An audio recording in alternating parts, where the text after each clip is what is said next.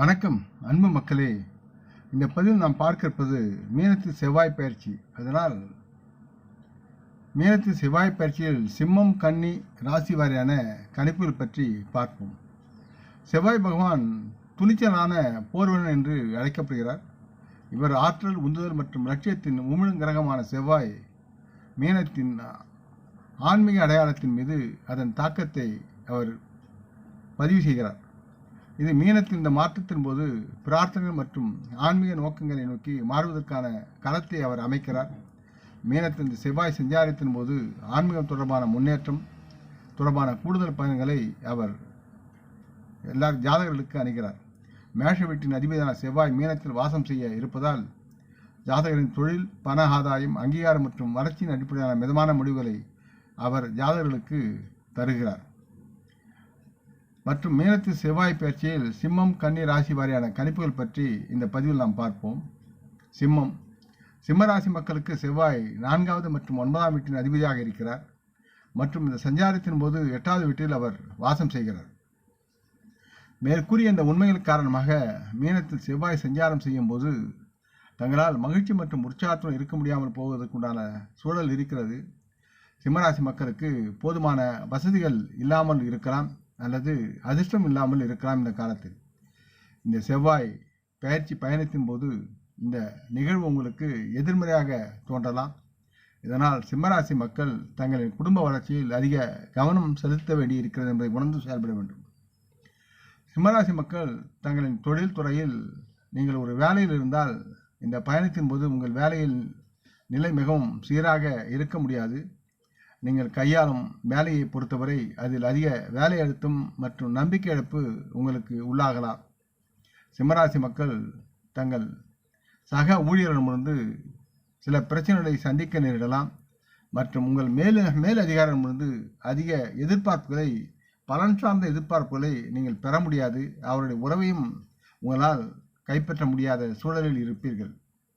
சிம்மராசி மக்கள் தங்களின் வணிக பார்வையில் பார்க்கும் பொழுது நீங்கள் வணிகத்தில் இருந்தால் இந்த செவ்வாய் பயண போக்குவரத்து சமயத்தில் தங்கள் வியாபாரம் ஒரே சீராக இருப்பதை உங்களால் காண முடியாது. சிம்மராசி மக்கள் தங்களின் வணிகம் தொடர்பான நிகழ்வை மிகவும் இன்றைய சூழலுக்கு தகுந்தவாறு பொருத்தமான முறையில் நடத்தும் நிலையில் நீங்கள் இல்லாமல் இருக்கலாம். சிம்மராசி மக்கள் தங்களுடைய நல்ல லாபத்தை பெற வியாபாரத்தை பெருக்குவதற்கு தங்களின் வணிக உத்தியை மாற்ற வேண்டியிருக்கிறது என்பதை உணர்ந்து செயல்பட வேண்டும். சிம்மராசி மக்கள் தங்களின் நிதி ரீதியாக நீங்கள் தேவையற்ற முறையில் பணத்தை இழக்க நேரிடலாம்.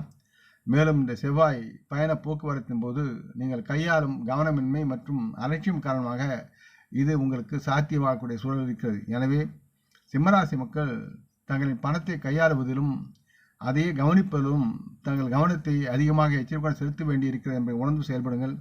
மறுபுறம் நீங்கள் பரம்பரை சொத்து, சுகம் மற்றும் பிற எதிர்பாராத வழிகள் மூலம் நல்ல சொத்தும் பணப்பலனை பெறுவதற்கு வாய்ப்புகள் இருக்க நீங்கள் வசதியான நிலையில் இருக்கலாம். இந்த நேரத்தில் சிம்மராசி மக்கள் தங்களின் உறவை பொறுத்தவரை உங்கள் தகவல் தொடர்புகளை கையாள்வதில் நீங்கள் மிகவும் கவனமாகவும் தேர்வு செய்தும் பேச வேண்டியிருக்கிறது என்பதை உணர்ந்து செயல்பட வேண்டும். மற்றும் உங்கள் வாழ்க்கை துணையுடனான உங்கள் உறவில் எதிர்மறையான விளைவுகளை நீங்கள் சந்திக்க நேரிடலாம்.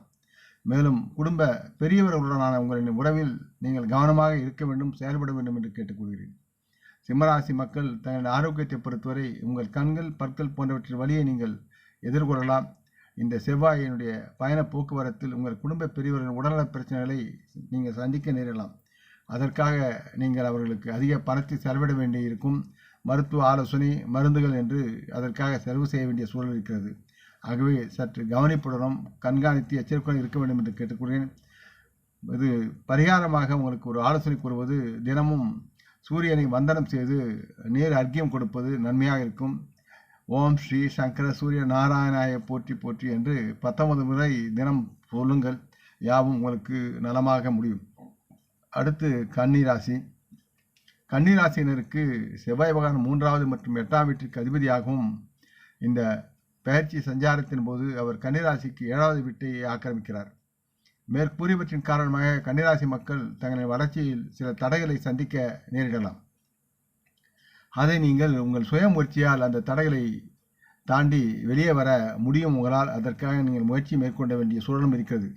மேலும் கன்னிராசி மக்கள் தங்களின் இந்த செவ்வாய் பயிற்சி பயணத்தின் போது உங்கள் தகவல் தொடர்புகளை நீங்கள் நல்லவிதமாக பயன்படுத்தி மேலும் அதை கூர்மையாக்க வேண்டும்.